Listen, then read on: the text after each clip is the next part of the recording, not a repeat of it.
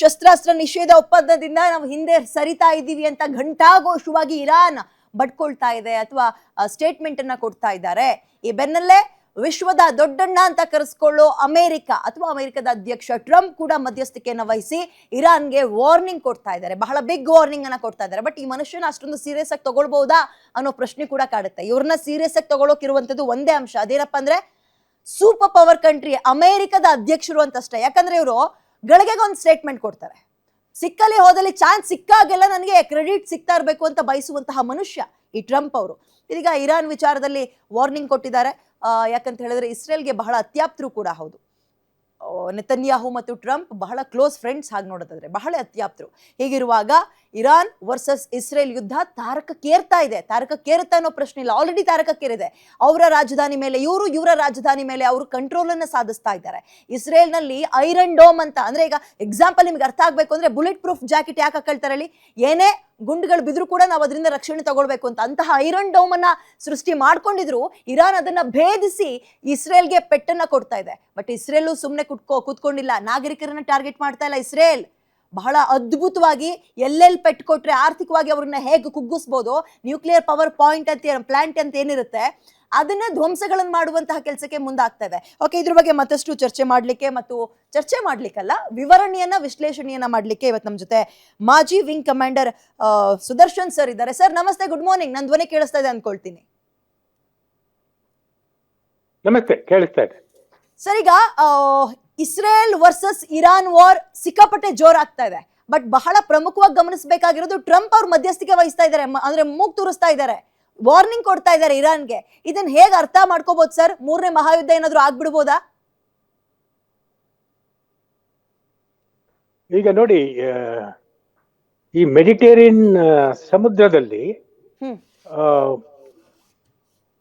ಅಮೆರಿಕದ ಹಲವಾರು ಯುದ್ಧ ನೌಕೆಗಳಿದಾವೆ, ಏರ್ಕ್ರಾಫ್ಟ್ ಕ್ಯಾರಿಯರ್ ಇದೆ. ಆಮೇಲೆ ಕತಾರ್ ನಲ್ಲಿ ಅವ್ರದ್ದು ಒಂದು ಸೆಂಟ್ರಲ್ ಕಮಾಂಡ್ ಸೆಂಟ್ಕಾಮ್ ಅಂತ ಇದೆ. ಸೊ ಇದರಲ್ಲಿ ಮೊದಲಿಂದನೂ ಅಮೆರಿಕ ಇಸ್ರೇಲಿಗೆ ಸಹಾಯ ಮಾಡ್ತಾನೆ ಇದೆ. ಹಾಗೆ ನೋಡ್ಕೊಂಡ್ರೆ Israel is A test bench for America.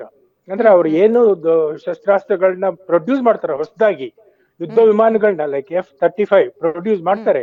ಅದನ್ನ ಲ್ಯಾಬೊರೇಟರಿಗಳಲ್ಲಿ, ಕಂಪ್ಯೂಟರ್ಗಳಲ್ಲಿ, ಸಿಮ್ಯುಲೇಟರ್ಗಳಲ್ಲಿ ಅಲ್ಲೆಲ್ಲ ಟೆಸ್ಟ್ ಮಾಡಿದ್ಮೇಲೆ ಇಸ್ರೇಲಿಗೆ ಕೊಡ್ತಾರೆ, ನೀವು ಇದನ್ನ ಲೈವ್ ಟೆಸ್ಟ್ ಮಾಡಿ ಅಂತ.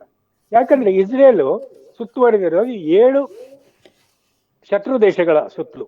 ಸೊ ಅವರಿಗೆ ಬಿಡುವೆ ಇರೋದಿಲ್ಲ. ಒಂದಲ್ಲ ಒಂದು ದೇಶ ಅದರ ಮೇಲೆ ಕಿತಾಪತಿ ನಡೆಸ್ತಾನೆ ಇರುತ್ತೆ. ಅವರ ಉಳಿವಿಗೋಸ್ಕರ ಇಸ್ರೇಲ್ ಯುದ್ಧ ಮಾಡ್ಲೇಬೇಕಾಗುತ್ತೆ.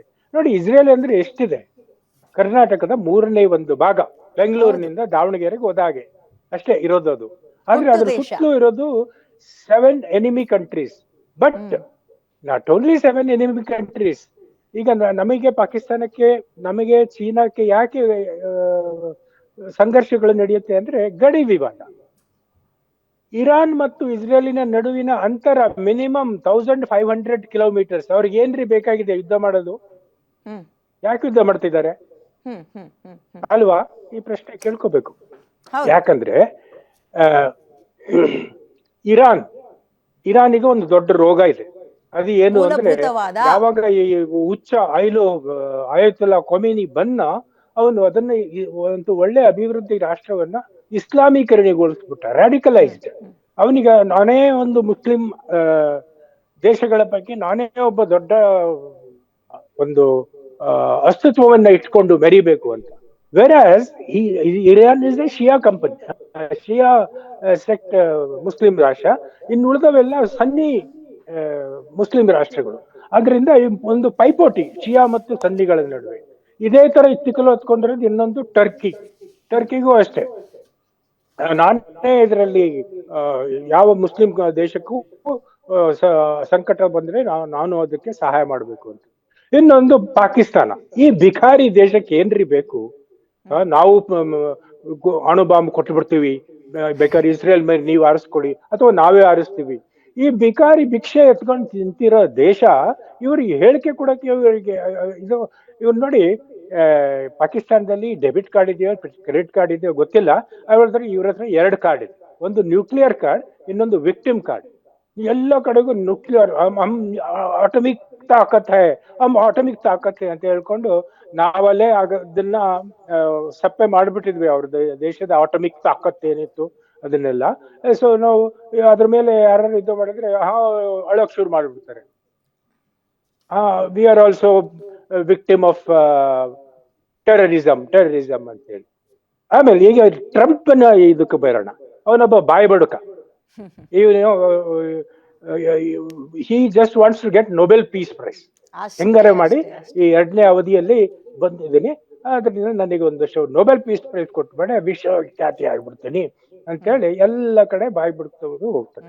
ಬಟ್ ಅವ್ರೇನ್ ಮಾಡ್ತಾನೆ ಈ ಮನುಷ್ಯ ಅಂದ್ರೆ, ಬೆಳಗ್ಗೆ ಎದ್ದೇಳ್ತಾನೆ, how will I shock this world today ಅಂತ ಏನೋ ಒಂದು ಹೇಳ್ತಾರೆ. ಟಾರಿಫ್, ಟ್ರೇಡ್, ಅಥವಾ ಯುದ್ಧ ವಿರಾಮ ಮಾಡಿಸ್ತೆ, ಅದು ಇದು ಅಂತ ಹೇಳಿ. ಈಗ ಪರಿಸ್ಥಿತಿ ಬಿಗಡಾಯಿಸಿದರೆ ಬಹುಶಃ ಬೇರೆ ದೇಶಗಳು ಜಾಯಿನ್ ಆಗ್ತವೆ. ಈಗ ನೋಡಿ, ಇರಾನ್ ಇಸ್ರೇಲಿನ ಮೇಲೆ ನೇರವಾಗಿ ಯುದ್ಧ ಮಾಡಲಿಲ್ಲ, ಅದು 3 ಪ್ರಾಕ್ಸಿಗಳನ್ನ ಉಪಯೋಗಿಸಿಕೊಂಡು ದಾಳಿ ನಡೆಸ್ತಾನೆ ಇದೆ, ಹಲವಾರು ವರ್ಷಗಳಿಂದ ನಡೆಸ್ತಾ ಇದೆ. ಯೆಮೆನ್ ನಲ್ಲಿ ಹೂತಿಗಳು ಅಂತ ಭಯೋತ್ಪಾದಕರಿದ್ದಾರೆ. ಆಮೇಲೆ ಲೆಬನಾನ್, ಸಿರಿಯಾದಲ್ಲಿ ಹಿಜ್ಬುಲ್ಲಾ ಅನ್ನೋ ಭಯೋತ್ಪಾದಕರು ಇದ್ರು. ಈಗ ಆಲ್ಮೋಸ್ಟ್ ಅವರು ನಿಲ್ಲಾಗಿದ್ದಾರೆ. ಇನ್ನು ಏನು ಮಗ್ಗಲಿನ ಮುಳ್ಳಾಗಿ, ಇಸ್ರೇಲಿನ ಮಗ್ಗಲಿನ ಮುಳ್ಳಾಗಿ ಹಮಸ್ ಇದ್ದೇ ಇತ್ತು.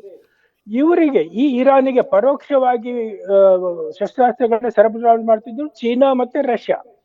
ಈಗ ರಷ್ಯಾ ಮತ್ತು ಉಕ್ರೇನ್ ಯುದ್ಧದಲ್ಲಿ ಸಿಗಾಕೊಂಡ್ರೆ ರಷ್ಯಾ ಬಿಟ್ಬಿಡಿ, Russia may not do anything. ನಿನ್ನೆ ತಾನೇ C-17 ಅಂತ ಗ್ಲೋಬ್ ಮಾಸ್ಟರ್ ಅಂತ ಬಹಳ ಬೃಹದಾಕಾರವಾದ ಗಾತ್ರದ 2 ಏರೋಪ್ಲೇನ್ಗಳು ಚೀನಾದಿಂದ ಬಂದು ಇರಾನಿಗೆ ಇಳಿದಿದ್ದಾವೆ. ಅವ್ರು ಹೆಂಗ್ ಬಂದ್ರು ಅಂದ್ರೆ ಕಳ್ಳತನದಿಂದ ಬಂದ್ರು. ನಮ್ಮಲ್ಲಿ ಏರೋಪ್ಲೇನ್ ಅಲ್ಲಿ ಒಂದು ಐಡೆಂಟಿಫಿಕೇಶನ್ ಟ್ರ್ಯಾಕಿಂಗ್ ಅಂತ ಇರುತ್ತೆ.